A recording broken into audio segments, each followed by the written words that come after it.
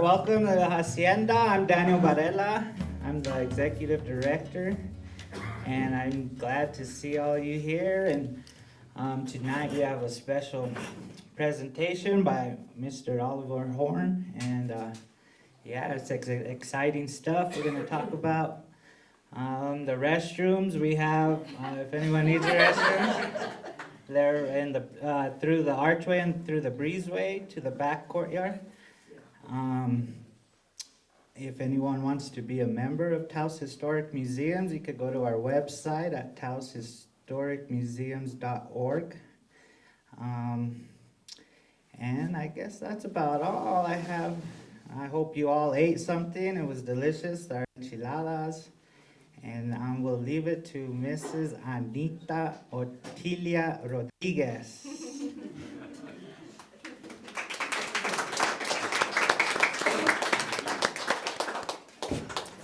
Thank you for coming. My name is Anita. I was born and raised here in Taos, and I am the founder of La Coalición. And the purpose of La Coalición, which you're going to experience this evening, is we facilitate educational experiences to inspire informed community action that benefits the land, water, people, and historical cultures of Taos. As I speak, this community is faced with the demand for action on a number of very critical fronts. In my long lifetime as a Taoseña, born and raised, I have not witnessed such an urgent need for informed action. Tonight's lecture is especially pertinent to a particular need for action because as I speak, this community is fighting a proposal to install a dense tangle of bike trails above the village of Talpa, despite the fact that we are in a 2,500-year-old drought, despite the fact that our mountains are tinder dry, and despite the fact that this is only a very small group of bikers, extreme sports enthusiasts, who are advertising these trails all over the United States and internationally. They have convinced the Forest Service that among them, they represent community approval. Dr. Horn will tell you why New Mexicans have had it in for the Forest Service for about 150 years. And none of you will be able to forget that they burned Mora down last year. Some of you may not know this is the second time the United States government has burned down Mora. So for those of you who might want to help, if you have something to write on, call Carlos Arguello, 575-741-0450. And for those of you who want to nourish these lectures, because we want these to go on indefinitely, we really need to understand the history of this place, because we are under serious threat. In order to find a context that encapsulates our entire message, go to our website, lacoalicióndetaos.com, and push on the donate button. And then watch the movie Far West, because it gives context to everything that we're doing here. And so now it is my pride, my pleasure to introduce Dr. Oliver Horn. He is the co-founder of Sunmount Consulting, historic preservationist, historic tax credits, history business services, litigation support, and grant writing are some of his skills. He is a research associate professor at the University of New Mexico's Latin American and Iberian Institute. He has over a decade of experience researching and writing historical narratives about New Mexico, the United States, and Latin America. His recent projects include conducting a cultural needs assessment of communities affected by the 2022 wildfires for the New Mexico Humanities Council, as well as co-authoring the 2022-2031 New Mexico Historic Preservation Plan for the New Mexico, and he is currently managing the production of a cultural landscape report for the Fort Stanton Historic Site. He got his PhD in U.S. International History from Georgetown in 2018, and he formerly worked as a visiting assistant professor of Latin American history and international relations at Western Carolina University, and he grew up in Albuquerque. And this lecture is so aptly titled, so right on for what we're going through right here. Combustible Buildup, the long history of the Hermit's Peak Calf Canyon fire. So without further ado and with great pleasure, thank you, Dr. Horn, for coming all this way and doing this. So let's have a hand for Dr. Thank you, Anita. It's great to be able to connect with the community up here in Taos. Can you guys hear me okay? And this space is amazing. I'm very happy to be here. And I'm excited to talk about and give you all kind of the broader historic context for the wildfires that have been hitting the state. And yeah, as Anita alluded to, this talk is really, it's based on this project my wife, Robin Meller, and I, she's an environmental historian, that we did in collaboration with the New Mexico Humanities Council last year. And I just want to say at the start of this that the information I provide you all, much of it was gathered from people in these local communities that were impacted by state, local organizations, New Mexico Lands Grant Council, local acequia mayordomos, scholars, presidents of some of these land grants. They took the time and were gracious with their time and knowledge to really educate us. So this is really an outgrowth of them as well. Just to start off with the Hermit's Peak Calf Canyon fire that struck last year. As I'm sure all of you are aware, it was the most destructive wildfire in New Mexico's history.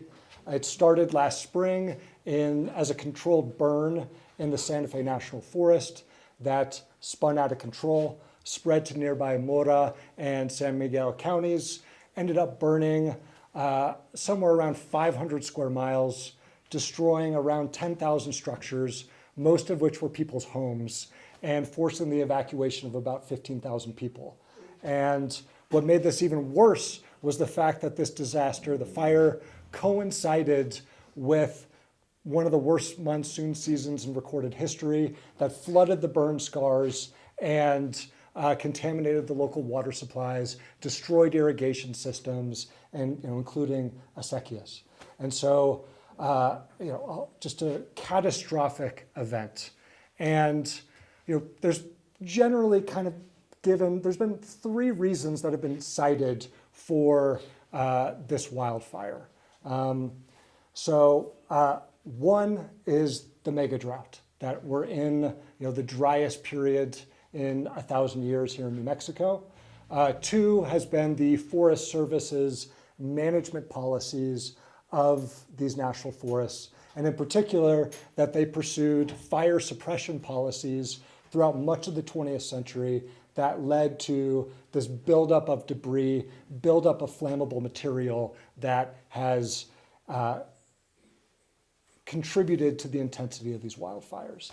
And then the third big reason that's been cited has just been incompetence within the Forest Service itself, that any New Mexican knows that the worst time of year to try and do a controlled burn is April, which is when it's peak of the windy season, when it's most likely to spin out of control. And that's exactly what happened. But today I want to give you guys a longer story. And I say there's a longer story here because I don't know if you guys can make this out. Here are two maps, and the map on the left is of land grant communities. It's a map of these communities in the 19th century. Most of them were established in the 18th and 19th centuries. And the map on the right is of the national forests here in New Mexico. And unfortunately, you all probably can't make it out, but the bulk of the Santa Fe National Forest and the bulk of the Carson National Forest are actually made up of what used to be land-grant lands. And in particularly, these used to be communal lands. And the Santa Fe National Forest is made up mostly of what used to be the communal lands of the San Miguel del Vado grant, as well as the Mora land grant. And I believe the Carson National Forest here in Taos is connected with the Tierra Amarilla grant. So there's a longer story here at play, where these communities, these dynamic, influential communities that I want to talk about today, there's a story there of them emerging and how their establishment of their communities and how they used the land around them created a stable fire regime. And their loss of land, mostly from the federal government and also predominantly Anglo land speculators in the late 19th and early 20th centuries, was not only this devastating loss, both culturally and materially to these communities, but it disrupted the fire regime. So it actually shaped the ecology of the state, and we're dealing with these ramifications today. And just one other thing to point out is that the Forest Service and BLM, Bureau of Land Management, together, they control about 30% of the state's land. So these forces that were unleashed are a threat. We're dealing with it today. So let's do a deep dive into these communities. So it sounds like Esteban might have talked about this a little bit as well in his talk about Genízaros, but the roots of most of these land grant communities here in New Mexico, they date back to conflict with the Comanche in the 18th century. That was this existential crisis here in New Mexico, where this warfare broke out beginning around the 1730s, late 1730s, and going until the 1780s. And so 50 years of war with the Comanche, who by some scholars' estimates were the most powerful political group in the continental interior of North America at this time. And Comanche warriors, you get a sense of how big Comancheria once was. And you can see that it went all the way up into the Sangre de Cristo Mountains here in New Mexico.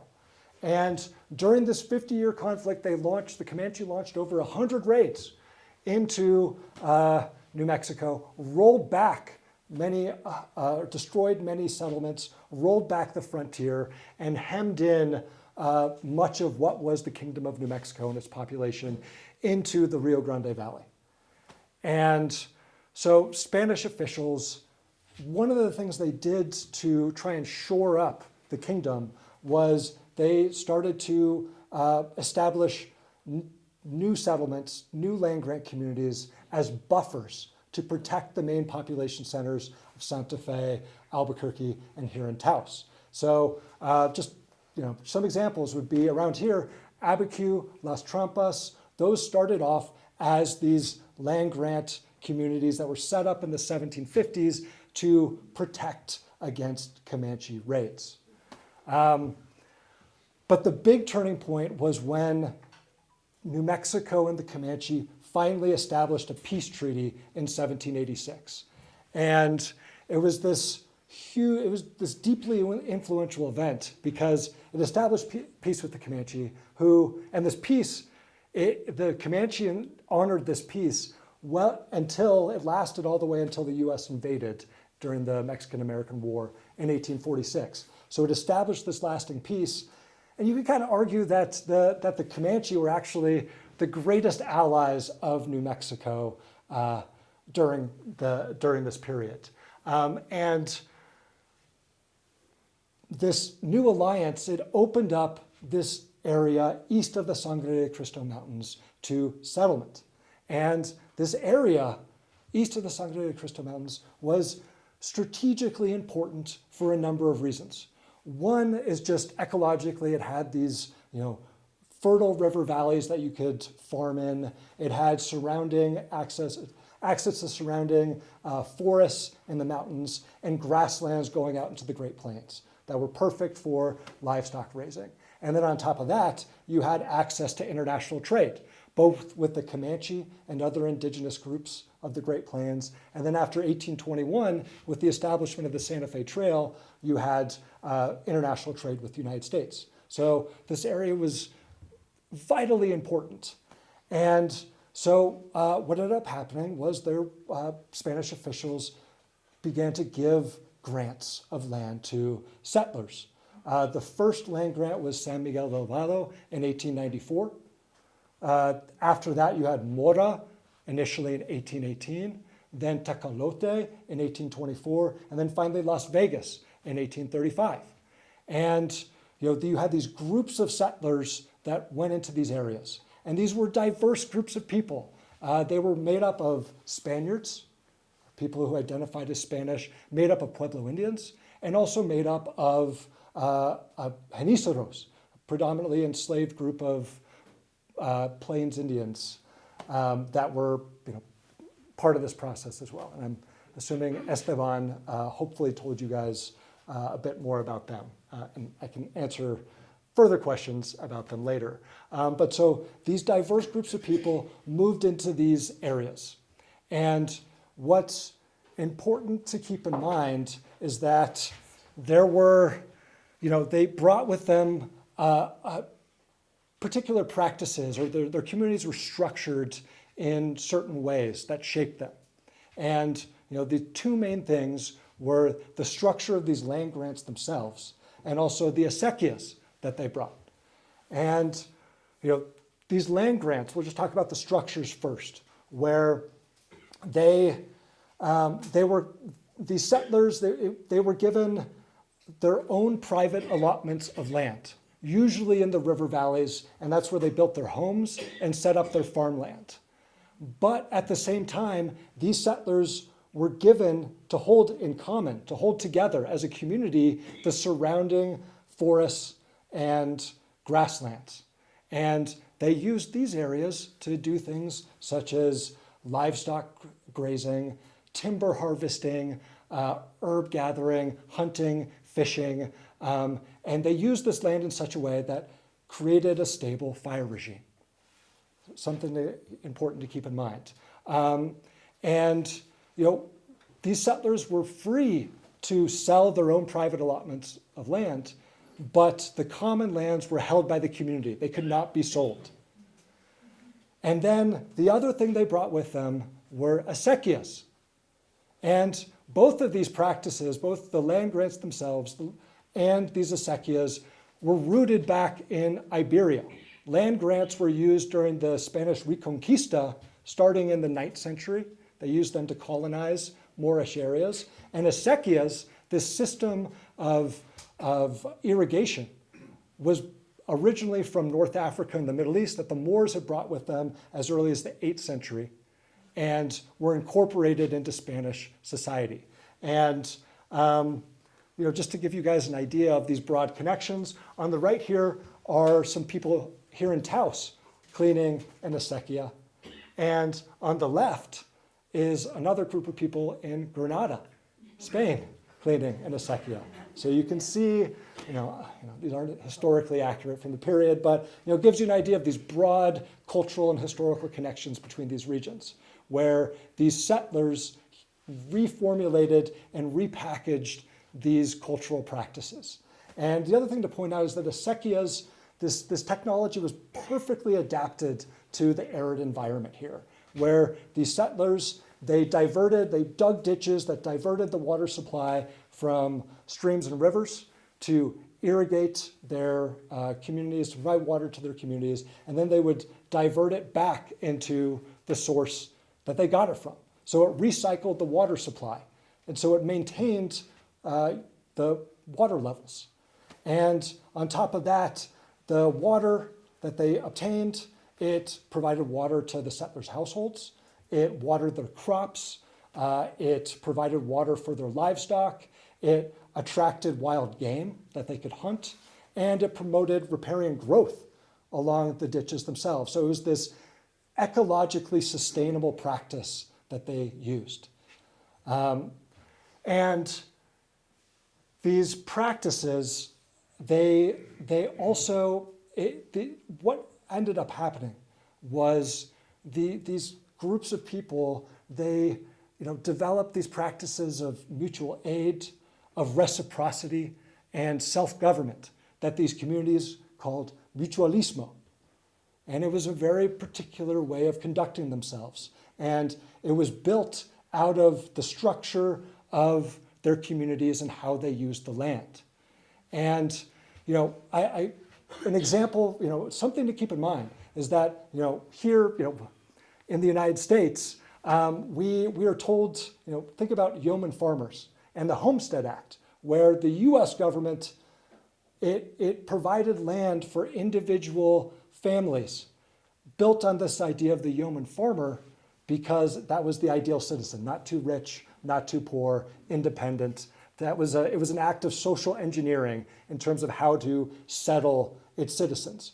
Well, here in New Mexico, these land grant settlements were also an act of social engineering because it pulled these diverse groups of people together.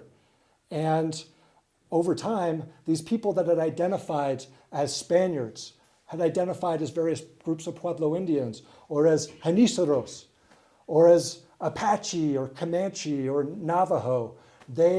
These communal practices brought them together, united them, and into united communities, and they began to identify as vecinos, as neighbors. And this cultural fusion, in many ways, was the foundation of the modern Hispano people today. It's rooted in these land grant practices and this process of cultural assimilation that unfolded. And this change in identity, I want to point out that it was part of this broader social transformation that swept New Mexico as these land grant communities were developing in the late 18th and early 19th centuries, where you had a religious revival movement that swept New Mexico during this period, where many of these communities that were founded, they didn't have access to priests. And so this was the start of the penitentes, which was built, it was an outgrowth of mutualismo, that these communities came together and established this mutual aid society, officiated religious holidays together, and and found new ways to worship God, to connect, to worship Christ without the mediation of a priest. And this also, it's worth pointing out that the rise of the penitentes, which was this unique religious movement to New Mexico, although I would point out that it coincided with the Second Great Awakening, what was happening in the United States at the time, where people on the frontier in the United States were trying to commune with God directly without the mediation of not a priest, a minister, thank you. And so a similar process was happening here. Thank you all. And this revival movement that was happening, it also shaped the arts here as well, where up until this point, most of the religious iconography that was used here in New Mexico was imported from further south in New Spain. And what ended up happening is that local artisans, local craftsmen, most of them penitente brothers themselves, they began to produce their own religious iconography. These santeros began to make bultos and retablos and decorate religious places here. So these land grants were part of this incredible, cultural and social process that swept New Mexico and really reshaped the people here. And it's also worth pointing out that the people in these land grant communities, these vecinos, they were deeply engaged in politics and were deeply influential in shaping New Mexico, especially if their ideas, their principles of mutualismo, if their autonomy was threatened. And An example of this is what ended up happening, Rebellion of 1837. But let me give you guys some context for what happened. In 1835, back in Mexico City, a conservative faction seized control of the Mexican national government from the liberals. And they got rid of the old liberal constitution from 1824, which had been built or was based on the US Constitution, and it decentralized much of the governance of Mexico, where the people in the provinces and territories such as New Mexico were allowed to select many of their local leaders.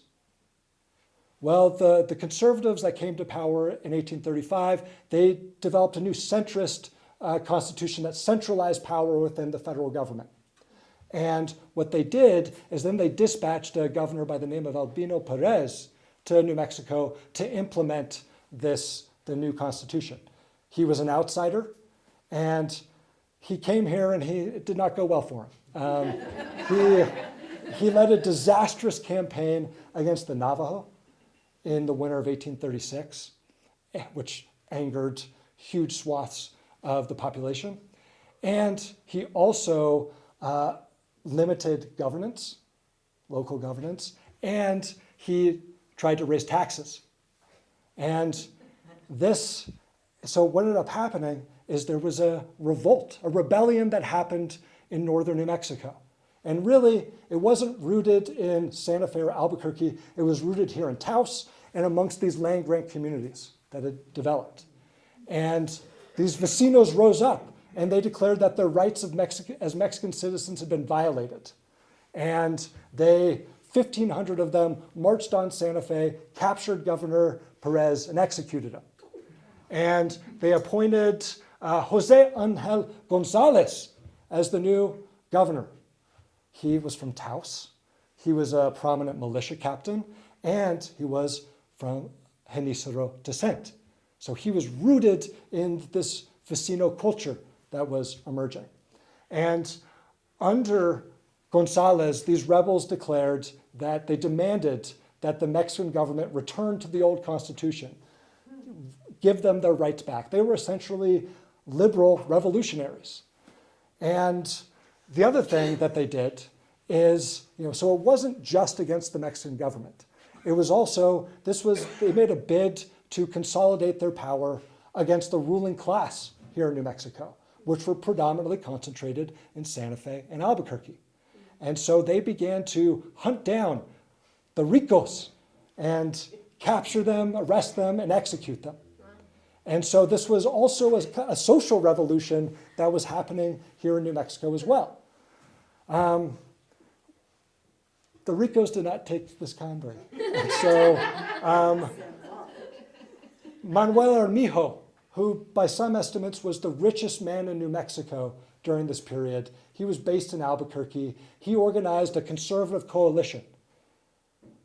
And he, tarred and feathered the rebels. Oh, the other thing to keep in mind too that I didn't mention is Gonzalez and the rebels. They threatened the Mexican government, if you don't go back to the 1824 Constitution, we're gonna request the United States to annex New Mexico. So this is in 1837. So the Armijo, he organizes a coalition, and basically a counter-revolutionary coalition, claiming that the rebels, that they're creating turmoil, that they're traitors for threatening to join the United States, and they end up defeating the rebels in a battle outside Pewaukee in early 1838, and they capture Gonzalez and they execute him. And so this was the end of this vecino rebellion. But it's had lasting consequences, because what ended up happening is that Armijo, the Mexican government, Armijo swears fealty to this conservative government in Mexico. And in return, the Mexican government gives New Mexico a 7-year tax exemption, which is kind of meeting the goals of these liberal rebels. And on top of that, the Mexican government stopped trying to appoint outside officials to here. New Mexico, for the remainder of this period, mostly under Armijo and his ricos, but was essentially ruled as an autonomous territory. The Mexican government didn't really have much say here. So, these people, these vecinos from these land grants were deeply influential. And, another thing I want to point out is that these land grant communities were crucial to the defense of New Mexico. They protected from outside threats. And the biggest threat during this period came from Texas, where, I mentioned, yeah. So keep in mind that the 1835, the conservatives coming into power in Mexico City, that led to rebellion up here, but it also led to the Texas War for Independence. So the rebels here and the Texans were in many ways revolting against the same thing. But that doesn't mean that these communities wanted to join the Lone Star Republic, because that's what the Texans thought. In 1841, the Texas government dispatched the Texas Santa Fe expedition more or less to seize control over New Mexico and take control of the Santa Fe Trail trade. But these communities were not interested. And it was militiamen backed by Mexican soldiers from places like Mora and Las Vegas and here in Taos intercepted this force of Texans, captured them, and then sent them on this grueling 1,500-mile march down to Mexico City. A bunch of them died on the way down. And this led to this lasting bitterness, dispute between New Mexico and Texas. There was a state of undeclared war. And what ended up happening was the government of Texas started commissioning privateers to raid the Santa Fe Trail trade, to raid Mexican caravans, and to raid New Mexico. And in particular, they tried to raid Mora in 1843. A group of these Texan land pirates raided the Mora Valley, seized a bunch of livestock, seized a bunch of women and children, a number of women and children, and tried to take them back to Texas. The militiamen in Mora intercepted them, disarmed them, and sent them back to Texas on foot. But so these communities were crucial to defending the region. And just this conflict didn't fully end, but it diminished significantly when later that year, the US government dispatched a force of dragoons that hunted down, captured the land pirates and disarmed them because they saw them as a threat to international trade. These communities were involved in international politics in this era. But things started to change. And they started to change when the US invaded New Mexico at the outset of the Mexican-American War in 1846. And initially, there wasn't much resistance, but two things happened that antagonized local communities. One was, and this was what US troops did across occupied northern Mexico, is US soldiers went in and tried to disarm these local communities, disrupting their autonomy. They did not take that kindly. And the other thing that they did, or what these communities started to become fearful of, which unfortunately turned out to be true, was that the US government would not recognize their land grant titles, their land grant status. And so these things contributed to the Taos Revolt in 1847. And what's important to keep in mind, up here, people in Taos assassinated Governor Bent and a number of other American officials. The people of Mora joined this rebellion, and they actually defeated a detachment of US soldiers. But then in retaliation, a couple weeks later, there was a much larger force of soldiers were dispatched, and they razed Mora to the ground.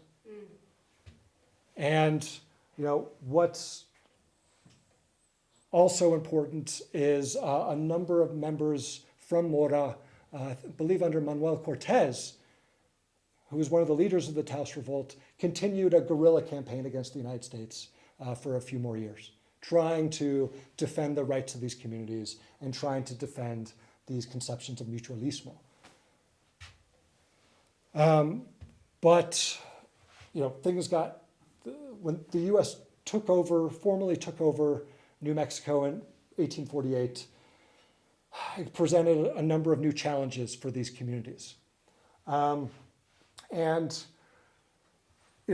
one of the biggest things was that when negotiating the Treaty of Guadalupe Hidalgo, the Mexican government was adamant that Article 10 be part of the treaty.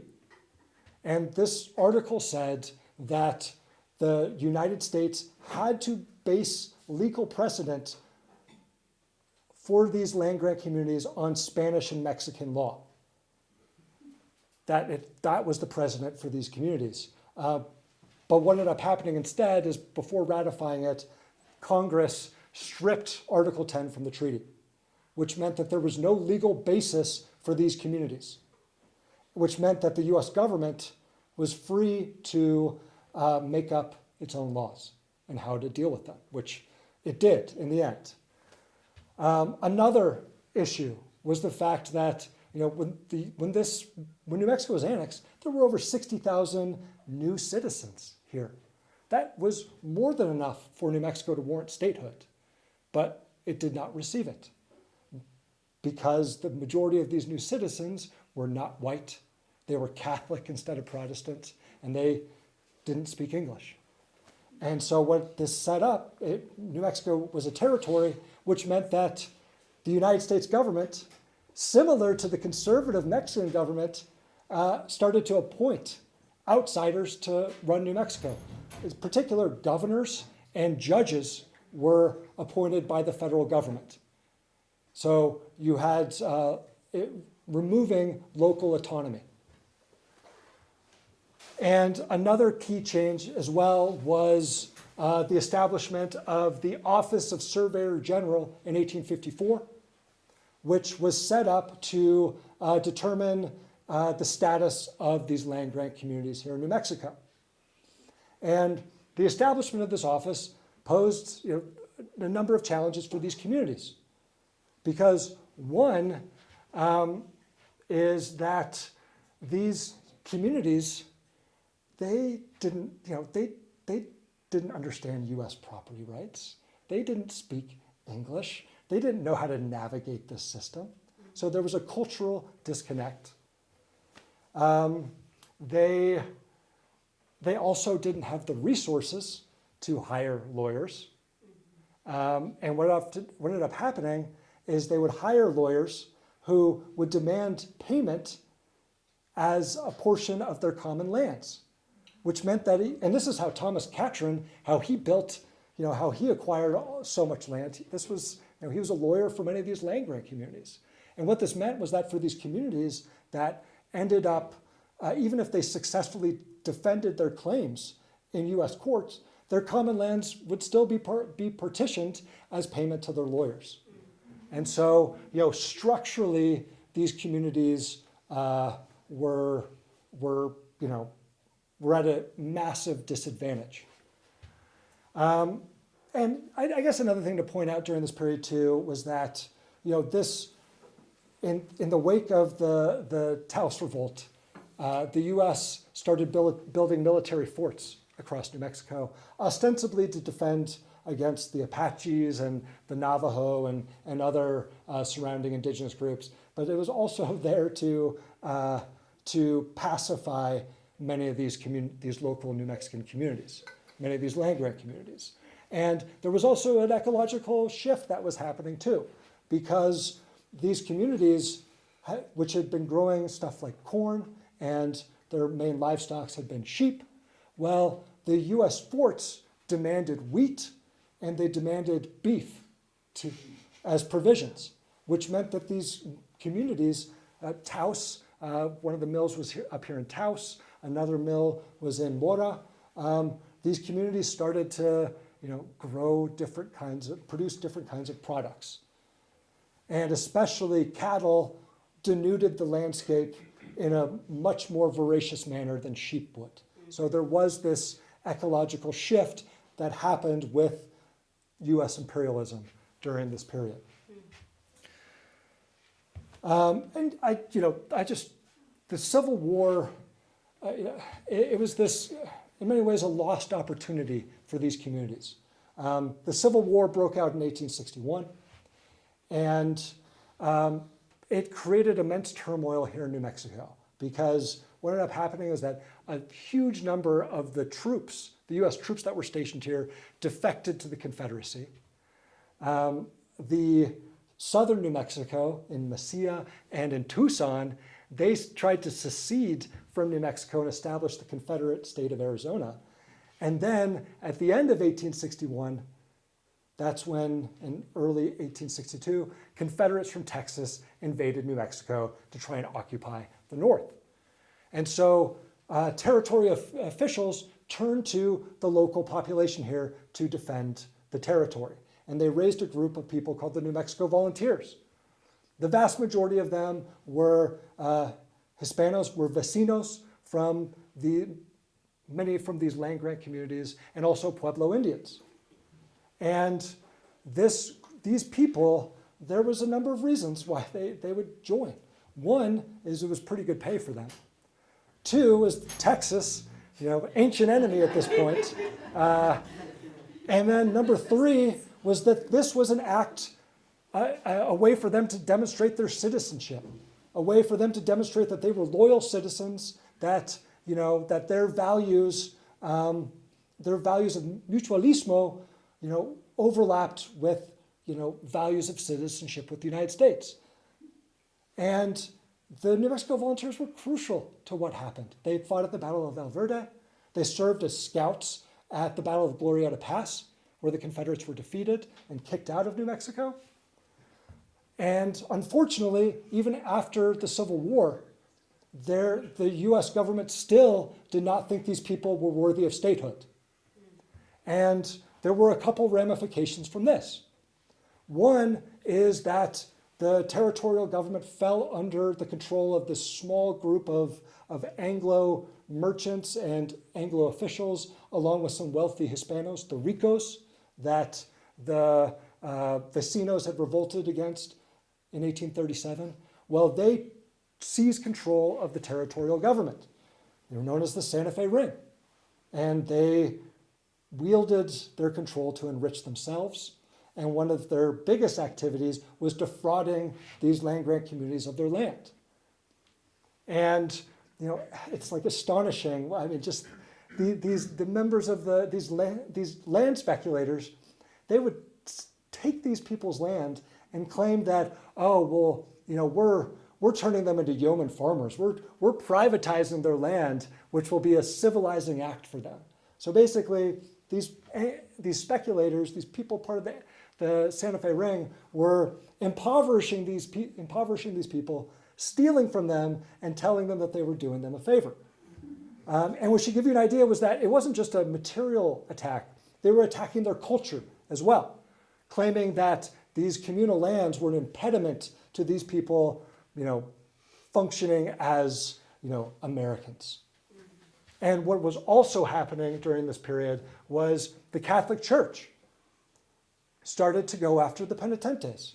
So, what ended up happening was, following annexation, the Catholic Church here in New Mexico shifted from Durango, control of Durango, Mexico, to Maryland, became part of the American Catholic Church. They appointed Bishop Lamy, and he was, by way of France, he had been working in Ohio. He was vehemently against the penitentes because this group of people, he couldn't control them. They were operating. They were in many ways, not intentionally, but in his view, they were in defiance of church authority, church hierarchy. And so what ended up happening in 1879, he denounced the penitentes, declared them blasphemous, declared that their practices were against the teachings of the church, and it drove them underground. So there was this breaking point there. And the penitentes were vilified when they took, when they were going after these communities' lands. Part of the process too was attacking them as penitentes, as these savage peoples that needed to be civilized. So there was this cultural assault happening on these communities. There was this assault on mutualismo. And really all of this like boiled over in Las Vegas, which became the kind of the epicenter of the struggle during this period, where the railroad showed up in Las Vegas in 1879, and overnight it essentially turned much of the land in that area, made it vastly more valuable. And so there was an influx. Large numbers of Anglo merchants and ranchers came into Las Vegas. They started to engineer ways to wrestle control of the communal lands, to privatize it, and they also started to fence them in. And also let's point out this was the start of how Las Vegas became segregated. You had West Las Vegas, which was the core of the land grant community, and then you had East Las Vegas, which was connected with the railroad, the Anglo part. And the people in this community, they resisted. And in particular, there were three brothers, Juan Jose, Pablo, and Nicanor. These were Nicanor Herrera. These were members of the Las Vegas land grant. Well, they organized a resistance. They organized a vigilante group known as Las Gorras Blancas, the Whitecaps. And this was a vigilante group that was against these land speculators. And they went out and they would tear up these fences. They would tear up railroad tracks. It was a resistance movement. And what's important to keep in mind is that this group, they were wildly popular around Las Vegas. They were actually, members were arrested. Well, the whole community came out in protest, and it freaked out local law enforcement so much that they let them go. And what ended up happening is that these brothers, Las Gorras Blancas, the members, they shifted from vigilante justice. They formed their own political party in 1890. El Partido del Pueblo Unido. And this party was wildly popular. They were able to elect 4 delegates to the state legislature, including Pablo in the middle there. And so there was this political will amongst these communities to protect their rights, to protect their traditions. And they were doing their best to navigate these structures that were stacked against them. And unfortunately, it didn't work out because they went to the state legislature, or I should say New Mexico, the territorial legislature, pardon me, but the territory had no control over the land grants. It was the federal government that controlled what was happening. And the federal government did some major changes almost immediately after these guys were elected to the territorial legislature. Because in 1891, the U.S. government established the U.S. Court of Private Land Claims. And these justices here, over the next several years, enacted a series of rulings that basically stripped many of these communities of their lands. And the most notorious case was U.S. versus Sandoval in 1897, where these justices, they decided, their ruling was that, and it was over the San Miguel de Lavado land grant. And what they ruled was that, yes, this community had held this communal land at the whim of the sovereign of Spain and then later of Mexico. But now the sovereign is the United States, and the U.S. is no longer going to allow these people to have this land. So basically decided to retroactively seize their land. And that's what happened, where the federal government stripped San Miguel de Lavado and also Mora of their communal lands. And what also happened was, in the years after this, the Las Vegas land grant was privatized, partitioned, and basically much of the land fell under the control of wealthy, predominantly Anglo business interests.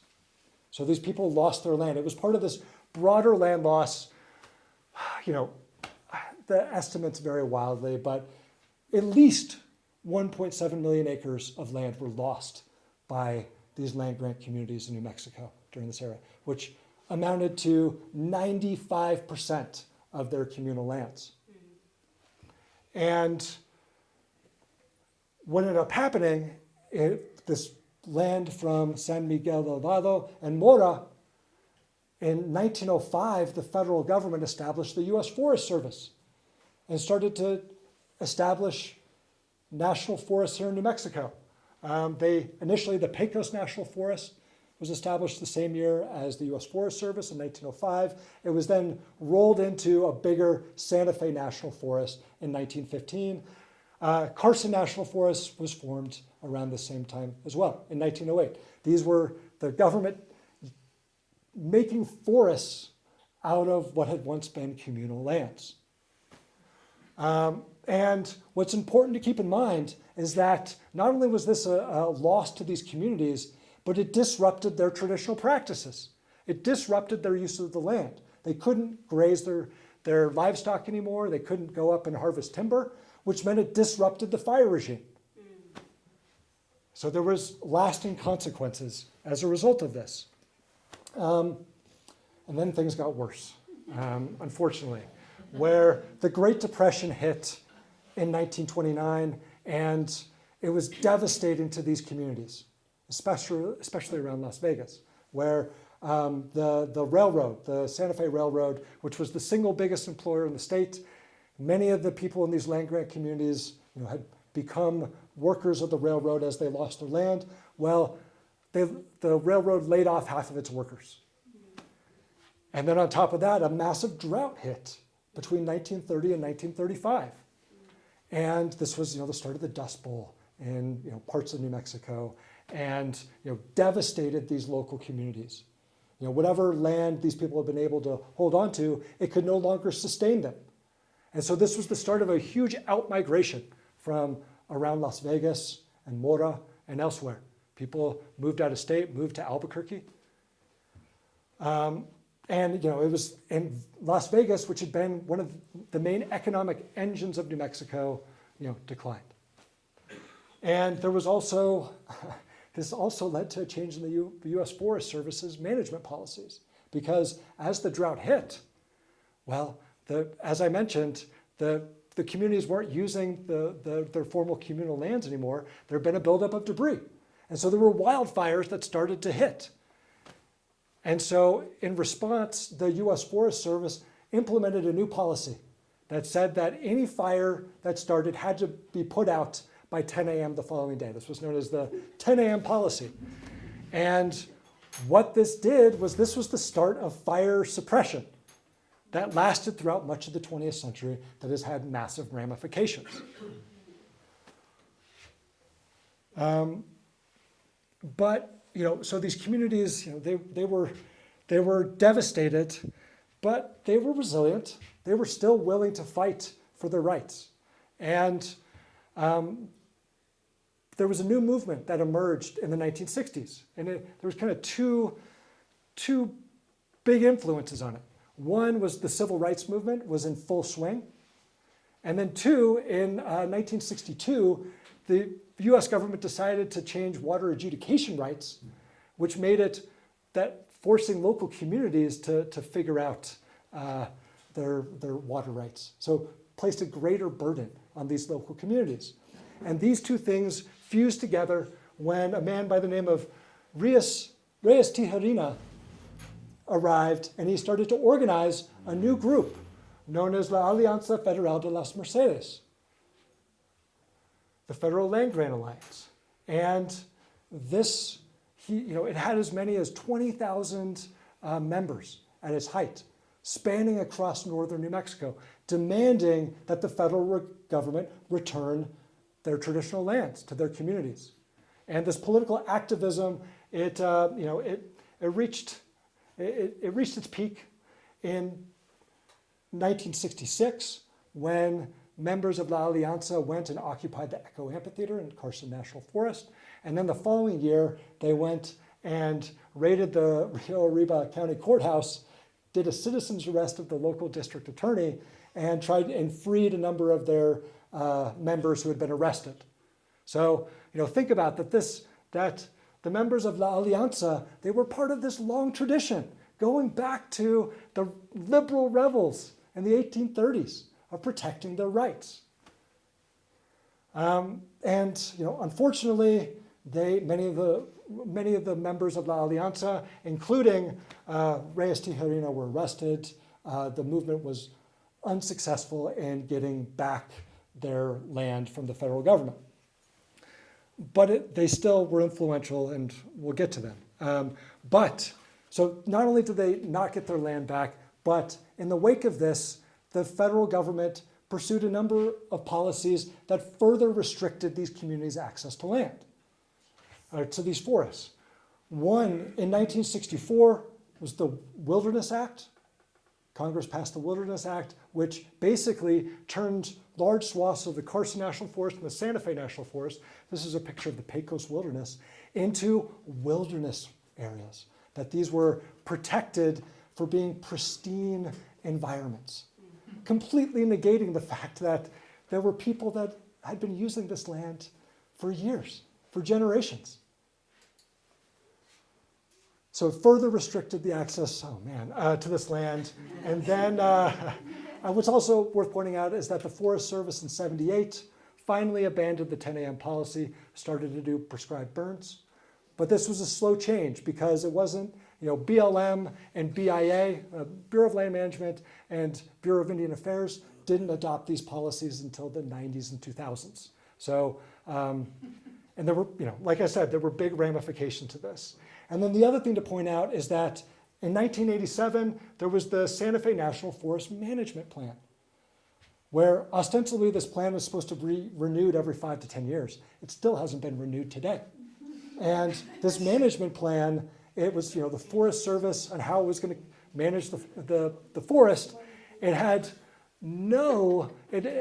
didn't acknowledge any of these communities' historic claims to this land, connections to this land, and it didn't create any mechanisms to consult these communities.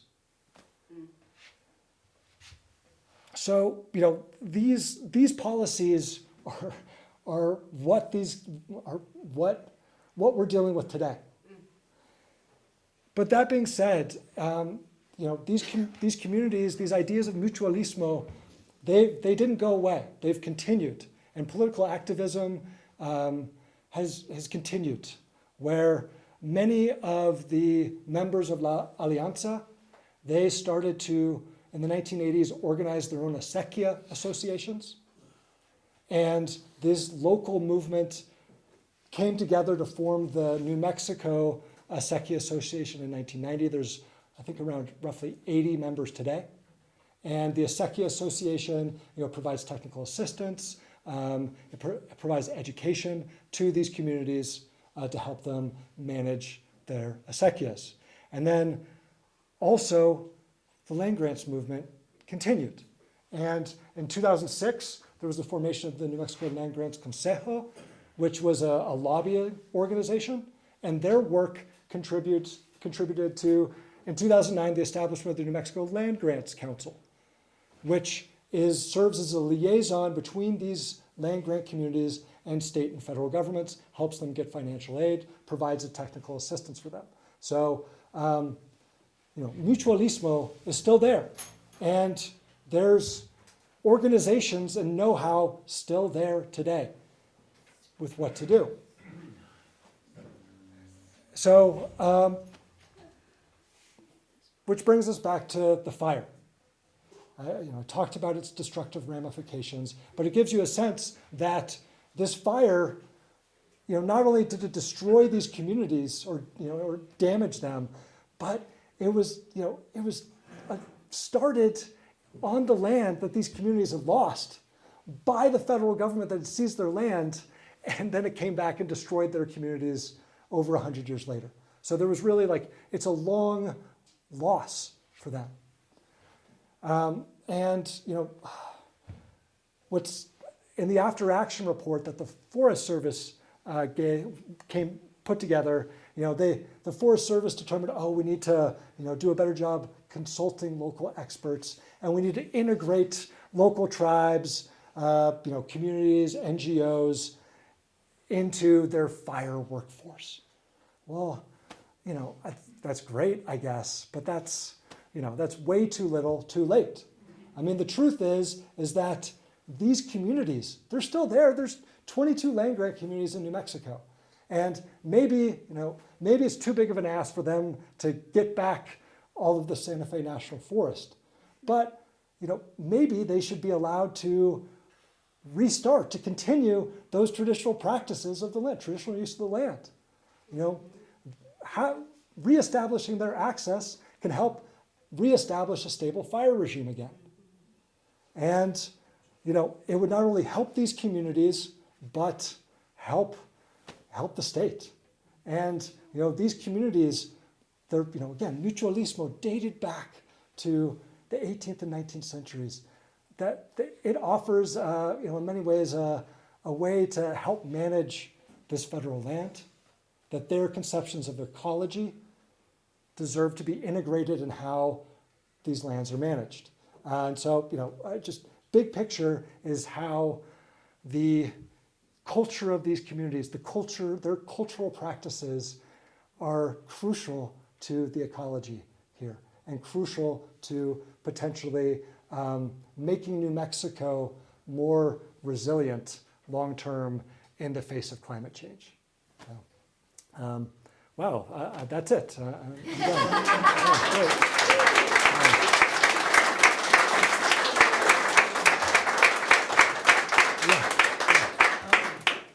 Just to add to what you've spoken of.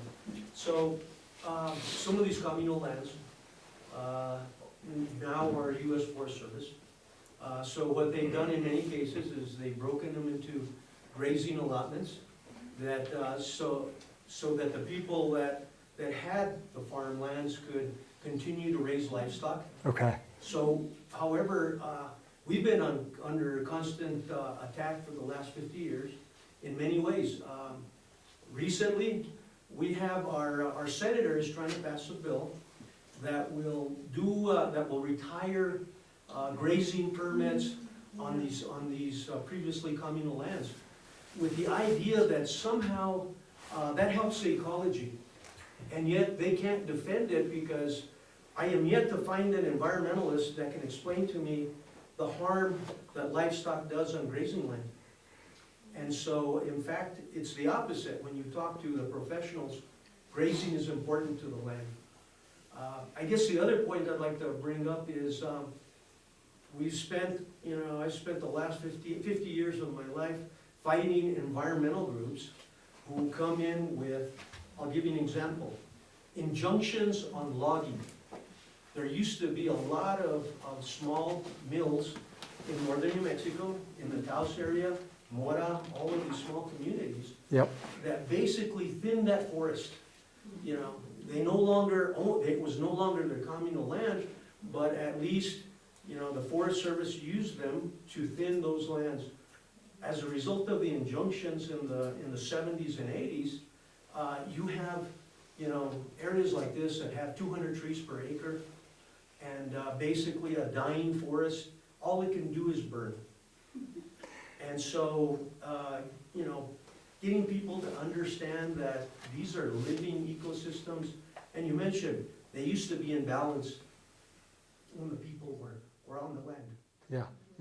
Yeah. No, you bring up an excellent point. Do you all want me to use this still, or can I? Yes. Okay, so yeah, I mean, a lot of things to say there. One is that, I don't want to completely malign the Forest Service, but I'm going to.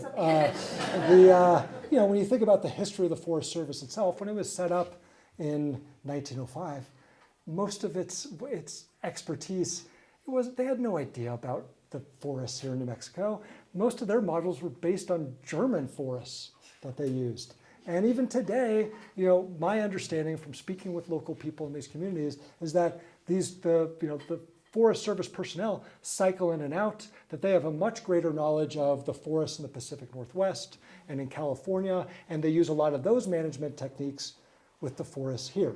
And so there's an ecological disconnect. And yeah, I think you're absolutely right that members of these local communities, people that are rooted in this land, they probably know much more about the ecology than much of the Forest Service personnel. And so yeah, their knowledge needs to be integrated, and there needs to be a mechanism to integrate it. And yeah, I mean, just, I cannot confirm this, but we heard allegations that the Forest Service was hiring contractors, out of state, who were to reseed the forests, and they were dumping these seeds of a bunch of species that weren't even native to these forests. So again, there's like it's another act of ecological imperialism in many ways, right? So yeah, that's yeah. Oh, and one other thing. So I was unaware of the grazing rights, and that's really cool to hear about that. Maybe you all are aware of it. I know that there is a group here in Taos that has a pilot program with the federal government where they're going and basically clearing timber in forest land. And so there's an agreement made up. And actually, I think the Forest Service is actually paying them to do some of that, to essentially gather firewood. So, there's ways to cooperate and, to help everyone, essentially. Yeah. My family ended up in Taos in the early 40s because a bank stole a very large wood products company. My dad's grandfather owned 2 labs with 50 scientists in each lab inventing products out of wood. It was on an 18 million acre thing. Cool. Anyway, they helped set up the National Forest System, and by 1933, Ferdinand Silcox set up the 10 o'clock rule. The 10 o'clock rule, no aircraft whatsoever. The forests were sited with fire towers, and then they were put out by 10 o'clock the next day. This fire over here, basically what happened is the people that run the banking families control the government, and they control the universities. They got through the universities, they got this whole idea that there's all this fuel buildup and an overgrowth of conifer forests, and we need to get back to fire to diversify the forest and get more deciduous trees. But what is possible, and this was known a long, long time ago, is a clear cut can do the same thing as a fire, but it keeps the soil intact. It doesn't burn everybody up. It doesn't burn everyone's fences. This fire over here, there's 3 sources. Olgane's told, one of Dan Baroni's sons told me this, and 2 other sources said the crew knew not to start that fire. And there was the guy that was running the whole thing forced them to do it. So basically what's happening is a forester was sent to Europe a long time ago. In Europe, they don't burn the forest. They harvest, they harvest the organic matter. Forests are always trying to build up the soil. Humans can prevent fire. They have the helicopters to do it. They can get the fire out. I mean, if with satellite monitoring of the earth, they could have a helicopter on that fire when it's a few trees and get every single one of them out. It's totally possible to do that right now. And then we could use, the locals could harvest the forest to create diversity in the forest instead of fires. This whole idea that fires, they're spending billions of dollars on this controlled burns. The whole concept is totally faulty. And it's a weapon. Them not stopping the fires. The head of the Forest Service in the United States admit they didn't decide to do anything for 4 freaking days. By that time, it's several thousand acres, and these big fire companies come in with all their aircraft, and they make huge amounts of money. I've been watching this for the last, since the 1970s, it's when all these fires started burning all over New Mexico. One after the other, they don't do anything.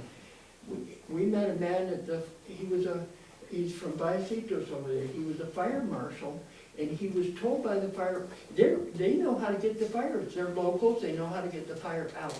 He was a fire marshal over here. He was dismissed by the Forest Service, because the Forest Service has a fire management team that manages fires into gigantic blazes.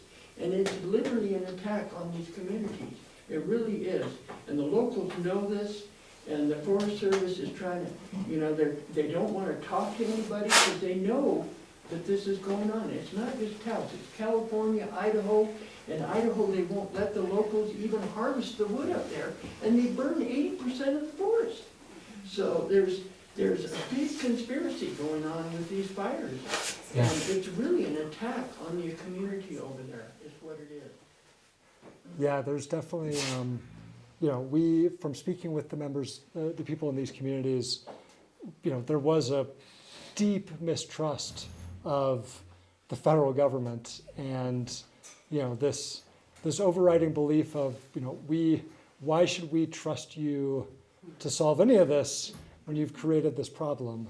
And we did hear, none of it was confirmed. These were rumors that were being passed around, that allegations that firefighters from New Mexico that were local were were actively trying to save people's homes and property, where some of the firefighters that were out of state did not care, or were just letting stuff burn, or and whatnot. So yeah, there was a palpable mistrust there.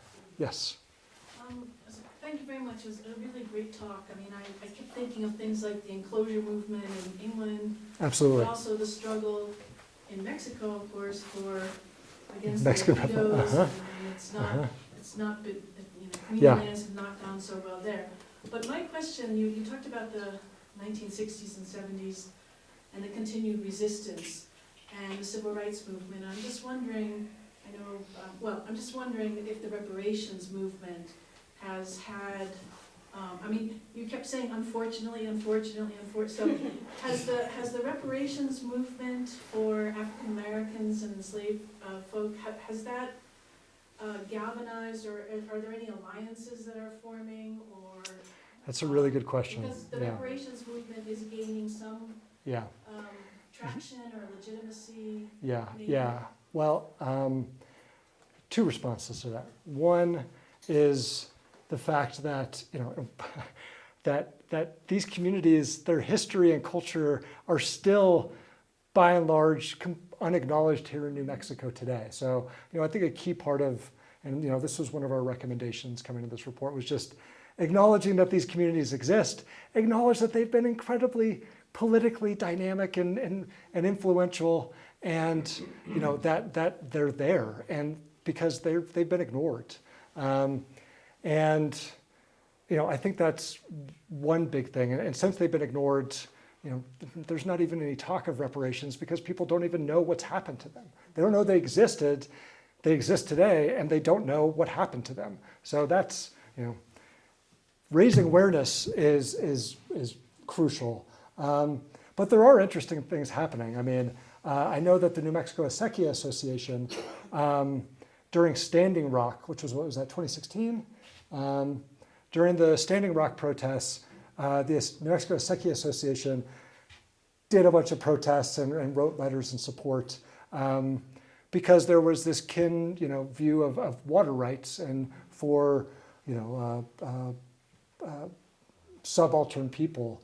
And so there has been some movement, but to my knowledge, nothing along reparations. I mean, that was part of one of our recommendations, was just increase these communities' access, let them increase access to grazing and timber harvesting, because that reestablishing those ties is a way to benefit economically these communities. So yeah.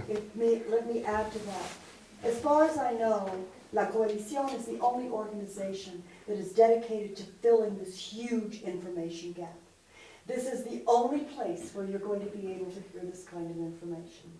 So please support us. Yes. What % of what you were talking about tonight historically do you think is taught in the public schools of New Mexico? I will say, I cannot speak to today, but when I was a kid in the 80s and 90s and we had to take New Mexican history, none of this was mentioned. And I belong to the generation that was beaten for speaking Spanish in school. Yeah. Yes. It seems like there's some parallels in terms of who the U.S. Forest Service listens to or doesn't listen to, and you mentioned somewhat of an imperial policy. Yeah, I left home for many years and recognized a lot of this history, but wonderful lecture, by the way. Oh, Really thanks. great work. Thank you. yeah. Anyway, when I came back, I grew up in Cañon, and my father's from this area, from Ranchitos, and I was informed by this friend of mine who's working for the post office. She says, "Oh wow, Cañon is one of the wealthiest areas in Taos," and I thought, Jesus, when I left, it was one of the poorest. But same could be said for other places. Yeah. Arroyo Seco, you used to think of that as a kind of very poor area, and now it's quite the opposite. And one thing that struck me, really kind of in your face, it's like now the focus is to make this place, despite the fact that people live, we live here, people earn their living off the land, people work here. It's being sold as this recreational place to people with money. There's a definitive class Yeah, thing going on. yeah, And I think most recently with doing the bike trails up in Tagba. yeah. So the Forest Service will get behind that, but won't get behind the local people. It seems like it continues. Yeah, no, I mean, I think you're absolutely right. I mean, we had in our conversation with the staff at the New Mexico Land Grants Council, they're trying, the Forest Service is finally trying to review and update its management plans.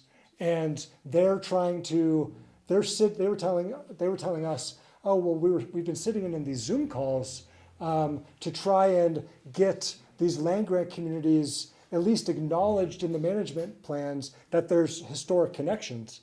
And what they were telling us was that it's basically, them in these Zoom calls, these land grant officials or staff with U.S. Forest Service personnel, and then a bunch of, the land grant staff, they're mostly Hispanic. And then there's a bunch of environmental groups from outside the state who are in these Zoom calls who are, advocating, oh, we need to expand the wilderness, increase restrictions, all of these things. And yeah, I mean, I'm sure these groups from outside the state think that they're being incredibly progressive and all of these things, but it is another form of colonialism. And Yes, amen. Yes. I guess two things, a comment and then a question. It's interesting to me, I know you have so much to research and look at, but the lack of presence of indigenous tending and stewarding of this land is kind of just real for me listening to this. Yeah. And, thinking about your comments about reparations, it's where are those conversations happening? And I'm an archivist at Poake Pueblo, and I know Cool. fire is really emotional and complex, but fire is also something that has been used by indigenous peoples on this continent for thousands of years Yeah. to tend and take care. And a lot of those knowledges of how to do it correctly, those people are dying and shooting with that knowledge. Yeah, no, it's a So great point. I just say, one thing is, my friend who's a Karuk elder who passed, he showed me letters that his uncle wrote the Forest Service every single month of his life, starting from the 1920s, asking the Forest Service to let the Karuk people burn in their traditional ways. And there was ceremony every year around that. So, just to say that. And then, my question is, as we enter now this era of repair, we're dealing with the same organization, the federal government, with as limited a perspective in the repair. And you started to sort of talk about the reseeding. Yeah. But there's also contractors like Steve Ruman up there, plowing the entire Rio and Medio where I live, which is an open spaces, intact riparian corridor, in order to put in these massive boulder regimes. So I'm wondering if you're looking into now what's happening with the repair strategies as we come into summer.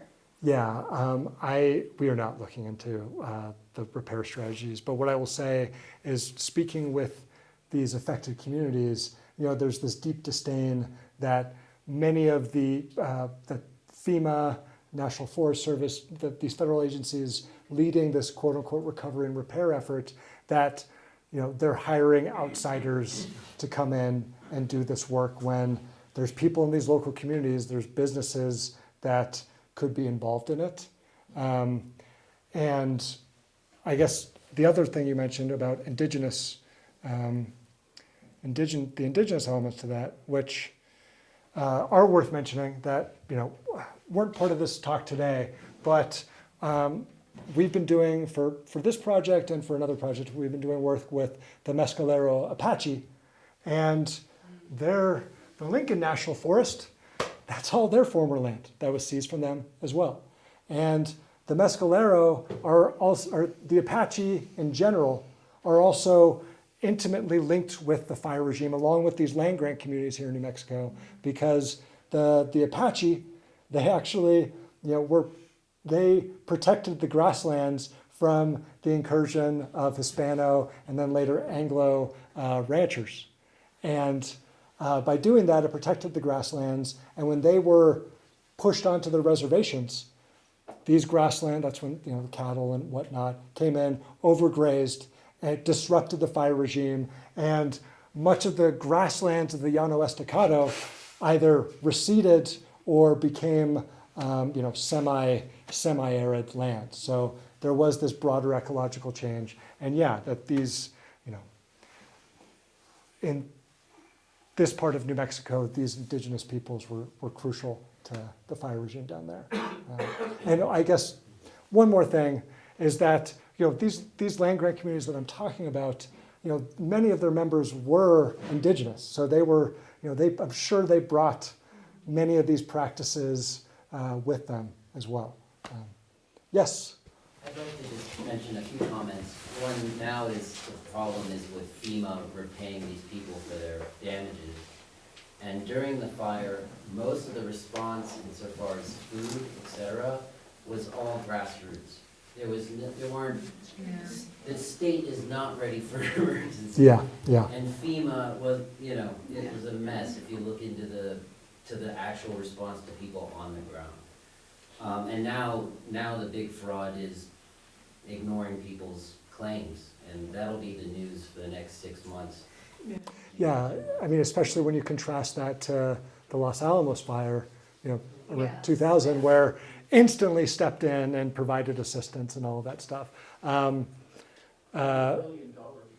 Yeah. I mean, but one of the challenges, and this was one of the recommendations we made, was the fact that the federal government's coming with all this money, but they don't know how to distribute it. It's a complete mess. And at the same time, many of these organizations, many of these people in these local communities, I went to a relief open house. We're expecting these people in the community who are just trying to survive to come and try and navigate these different federal agencies and how to get assistance. It's wild. So yeah, I mean, one of the recommendations we made is that there needs to be a system set up to foster these local organizations, to give them the training and expertise. There shouldn't be more organizations, but resources channeled to them to help them navigate, to teach them how to navigate these federal bureaucracies. Yeah, I want to bring up one of the challenges that is common is that family land is held in common, and this is also a legacy of land grants. And so when these federal programs were created, a lot of the USDA programs want clear title. And that's a big problem with family land. And that is one of the biggest hurdles in recovery programs and seeking USDA assistance post-fire. Yeah. No, that's a great point. And actually, I meant to mention that. And so where are we at here? Okay. So with one of the issues when they set up the Office of Surveyor General in 1854, one of the challenges as well was most of the New Mexican population was illiterate. There were no lawyers here in New Mexico up until that point. And most of the laws were customary laws. They weren't written laws. And this was a legal code that went back to Spain. And what ended up happening is that these communities, there was no written law, but people in these communities would get together and decide where the boundaries were and pass on this knowledge within the communities, next generations, and it was customary law. But this was a major impediment for these communities when the federal government, the U.S. government, comes in and demands paperwork. They didn't have any because this was a different cultural environment, a different historical tradition amongst these people. So yeah, I'm sure that's an issue that's continuing today. I used to do title work. It's very tough. Oh yeah, you must have some amazing stories then. Yeah.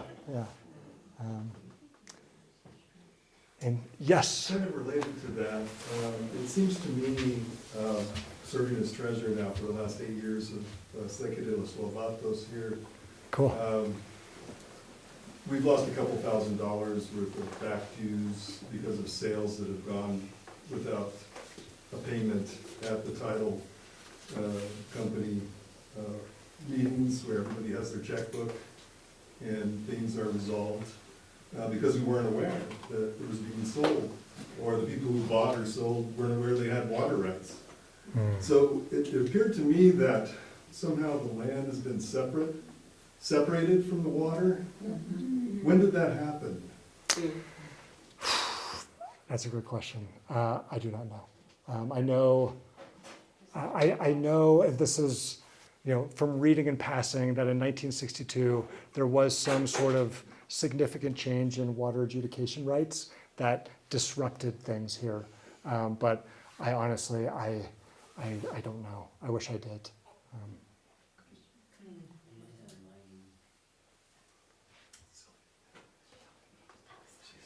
Yes. Just more important or thing to remind people of is that Mora County was the first county in the United States to ban fracking that draw them a lot of national attention, just as a reminder. Yeah. It was overturned, of course, in federal court. Again, the federal government coming in, intervening. Yes. It's, maybe people know this here, but I was at the Native Plant Society meeting yesterday, I think, and there was a gentleman there from Mora who was really incensed because they're dropping all kinds of seed now without any knowledge, information, permission, and he was completely freaked out and was trying to meet with all kinds of people because it just happened and nobody knew about it, and it's like, I don't think it's native, and it's also, he was not happy with the kind of seed that was being dropped on his land, and I don't know anything else about it, but it just seems very reminiscent of exactly what you're talking about. Yeah, no, it's exactly. Yeah. Well, thank you all. This has been a lot of fun.